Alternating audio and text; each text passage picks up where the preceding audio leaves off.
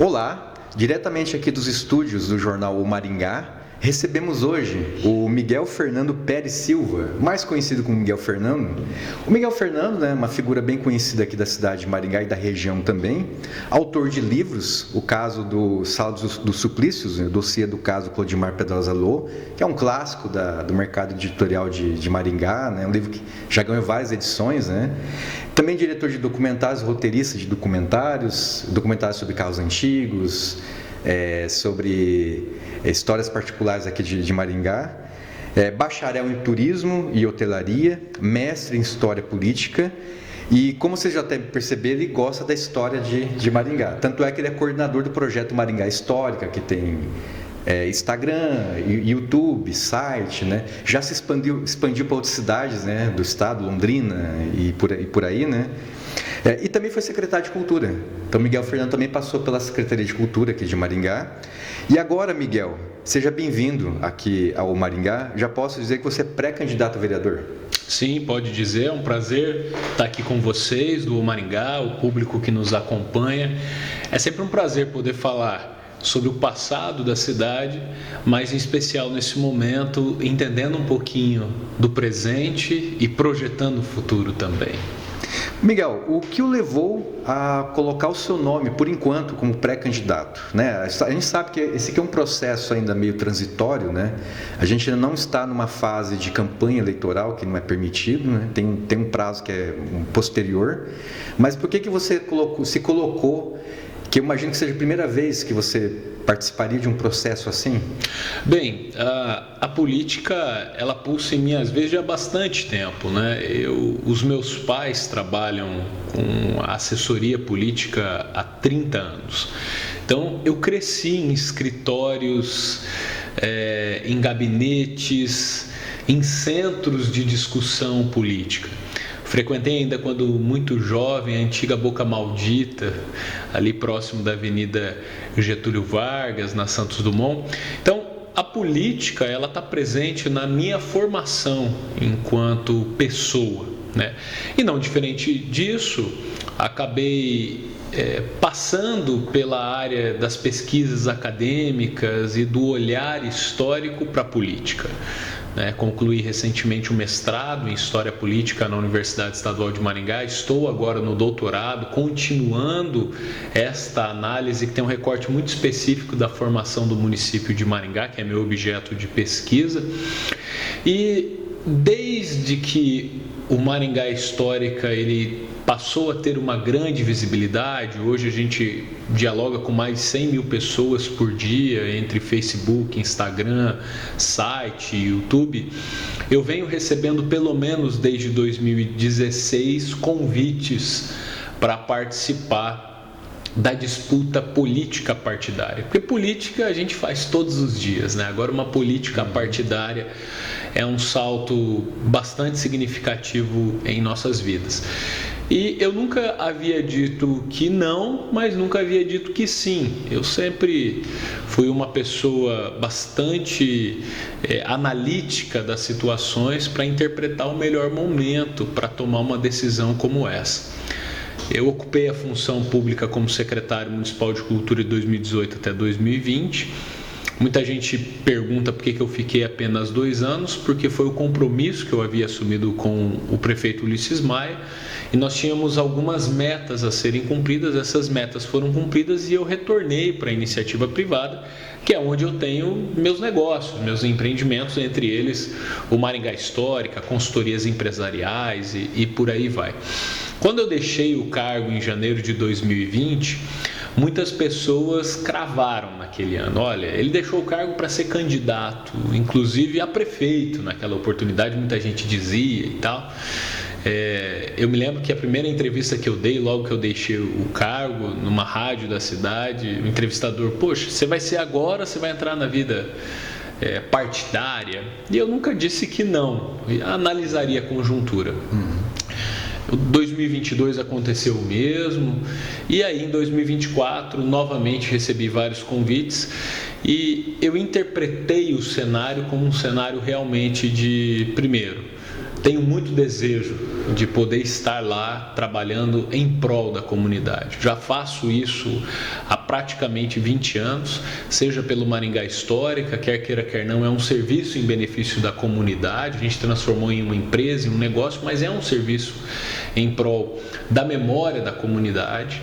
Seja participando de conselhos municipais, eu integro hoje o atual Conselho Municipal de Políticas Culturais, eu estou licenciado, em função da pré-candidatura, mas eu integro estes movimentos desde 2008, seja como conselheiro, seja como membro de comissão de patrimônio histórico, inclusive também fui conselheiro estadual de cultura, participei de comissão nacional de patrimônio histórico também do nosso país. Então, neste ano de 2024, somado a toda essa conjuntura de preparações para estar à frente, se lá chegarmos, primeiro saindo de uma pré-candidatura, consolidando uma candidatura e obtendo o número de votos necessários da legenda para chegar lá, a gente acredita muito em um trabalho engajado em prol da comunidade. E a oportunidade seria neste ano, pela conjuntura de fatores, ou seja, estou preparado para isso, há uma condição para se chegar lá e a comunidade também pedia muito, Os grupos, os núcleos que a gente transita esperavam que eu pudesse dar este salto, saindo da iniciativa privada e de fato ingressando em uma disputa político-partidária. Então, o desafio é grande, mas a vontade de trabalhar é ainda maior. Eu usei essa frase quando eu assumi como secretário municipal de cultura em 2018, numa conjuntura bastante difícil, uma secretaria de cultura em que tinha muita coisa para ser entregue, não havia muitas expectativas da cena artística e cultural, vinha-se de muitos movimentos frustrados, e isso não é culpabilizar secretários e secretárias que vieram antes, eram conjunturas muito difíceis, uma estrutura muito difícil. E aí em 2018, com a condição que o prefeito Ulisses Maia e também o vice-prefeito Edson Escabora nos deram, a gente pôde entrar numa Secretaria Municipal de Cultura, estruturar uma equipe e dar condições para que os servidores pudessem performar. E aí foi uma política de Estado, uma bandeira que eu levantei quando assumi lá. Este era um termo que poucas as vezes nós víamos ser discutido nas mesas.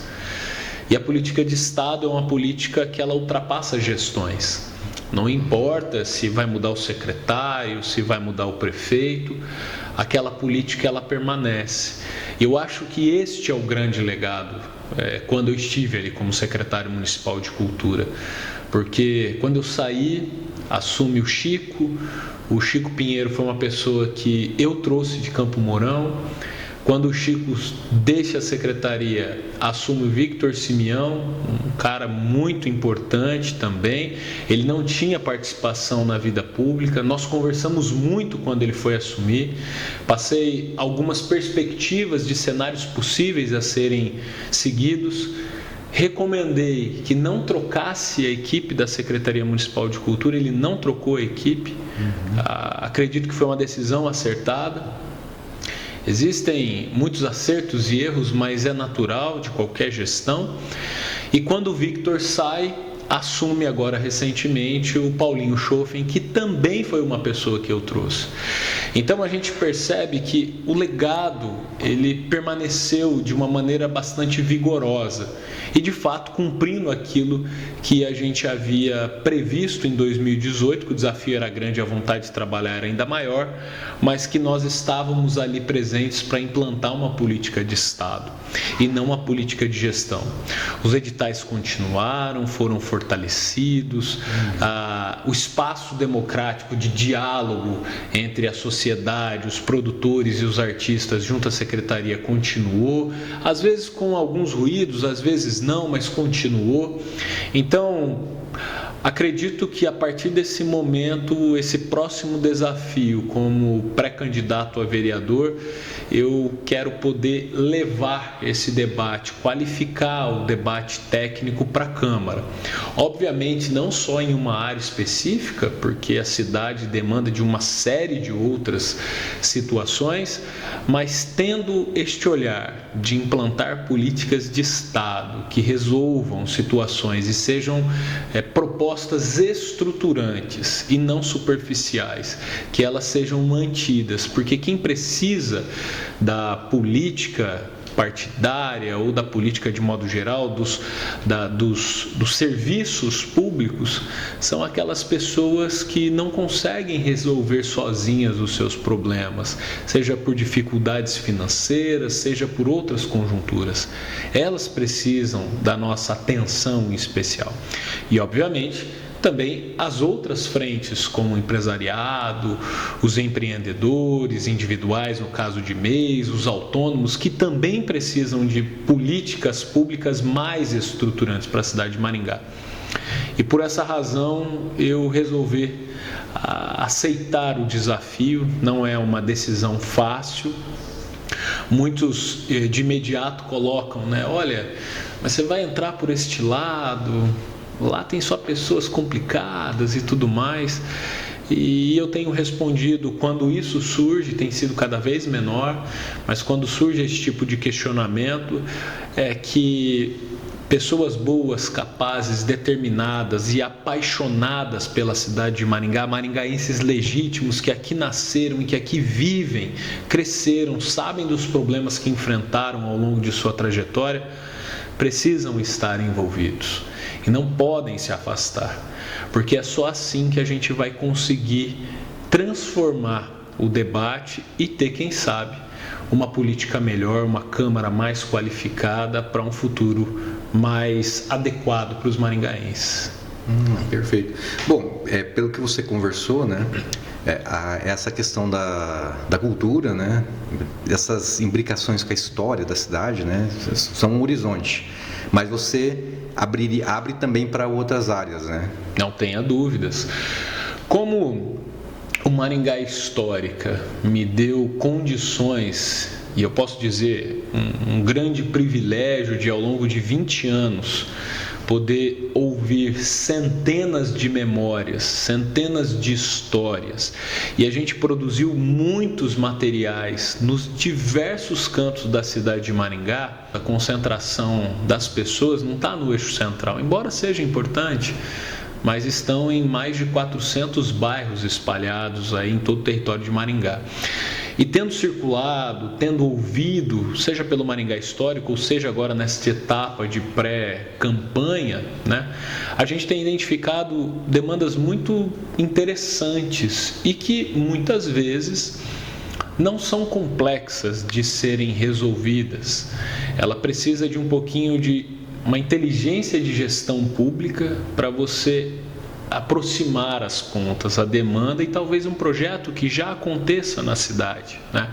Por exemplo, onde nós temos o Cisamuzep, ali próximo do Hospital Municipal.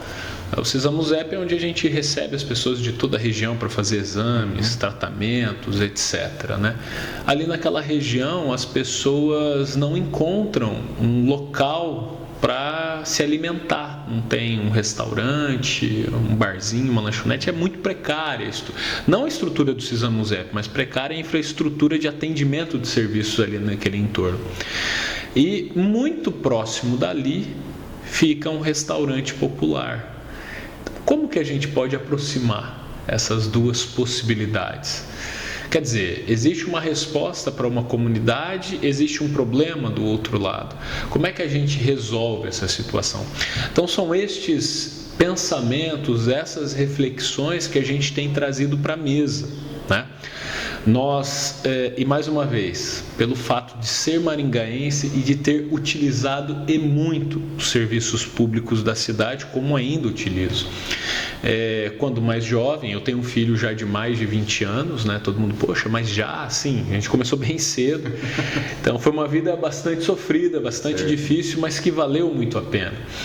E a gente utilizava o transporte coletivo e ao mesmo tempo tinha um descompasso de horário, porque eu trabalhava o dia todo, minha esposa trabalhava à tarde, ela é professora do estado até hoje, já há mais de 15 anos, e a gente tinha que deixar o nosso filho numa creche, numa CMEI. E era muito difícil quando era próximo de casa, porque a creche atendia com um horário limitado, você tinha até 5 e pouco da tarde para buscar, levava muito cedo, complicado. Quando foi implantada a Corujinha, hoje leva outro nome, Vagalume e tudo mais, foi uma revolução para as nossas vidas, porque a gente podia levar o nosso filho para a creche na hora do almoço, ele lá era muito bem atendido, como ainda é hoje e tal, e eu buscava o meu filho depois das 7 horas da noite, 6 horas, 6 e meia, 7 horas, quando eu saía do meu trabalho. E tinham crianças que os pais buscavam às 8, às 9, etc. Tudo bem, é sofrido para a criança, mas pelo menos é uma condição que facilita a vida dos pais trabalhadores e trabalhadoras. E aí, ouvindo a comunidade nessas nossas andanças por vários bairros da cidade, surgiu uma ideia: por que não construir ou instalar, aí tem que ser aprimorado este debate, uma corujinha ou uma creche com horário estendido no terminal intermodal, para as pessoas que utilizam o transporte público poderem deixar os seus filhos ali na creche num ponto muito mais fácil de acesso. Quer dizer, eu me coloco na pele. Se eu tivesse o filho ali na Corujinha, porque na época a Corujinha era na 15 de novembro, então mesmo assim ainda tinha que ir do terminal até a 15 e tal. Mas se fosse no terminal era muito mais prático. Quer dizer, o pai chega ali para pegar o seu ônibus 6 e meia, 7 da manhã, já deixa o filho ou a filha, vai para o seu local de trabalho, quando está voltando 6 e meia, 7, 8 da noite, consegue buscar o seu filho. Mais uma vez, uma solução que ela carece muito mais de criatividade do que recurso financeiro, porque a educação tem 25% do orçamento do município, a gente está falando de mais de 500 milhões de reais, então, para construir, adaptar, enfim, seria possível.